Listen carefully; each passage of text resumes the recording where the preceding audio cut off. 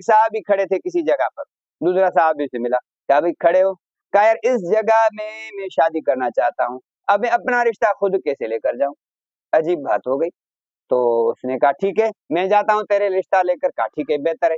وہ اندر گیا، ان سے کہا بھائی فلاں صحابی ہے وہ آپ کے بیٹی سے شادی کے لیے تیار ہے۔ انہوں نے کہا مشورہ کریں، صحابہ کرام کا معاملہ مشورہ سے ہوتا تھا، انہوں نے مشورہ کیا، کہا پھر انہوں نے کہا کہ بھائی اس کے لیے مشورہ نہیں بنا، اس نے کہا میرے لیے، پھر انہوں نے آئی کانٹ آنکھوں میں اشارے میں کہہ دیا کہ آپ کے لیے مشورہ بن گیا ہے، اس کا نکاح ہو گیا۔ 2 منٹ کے اندر وہ باہر آیا، کچھ دیر میں کہا یار آپ کے لیے ان کا، یہ نہیں کہا کہ آپ کو جواب دے دیا، آپ کے لیے ان کا مشورے میں اتفاق نہ ہوا، خاموش ہوا۔ کہا ٹھیک ہے بس مشورے میں نہیں ہوا تو ان کی مرضی۔ کہا اگلی بات سنو، کہ اگلی کیا؟ میرے لیے ان کا اتفاق ہو گیا، میں نکاح کر کے آیا۔ یہ اس نے ناراضگی بھی نہیں کی کہ بھائی تو گیا تھا میرے لیے خود کیسے نکاح کر کے آیا، ناراضگی بھی نہیں کی، بس کو دی خیر ہے۔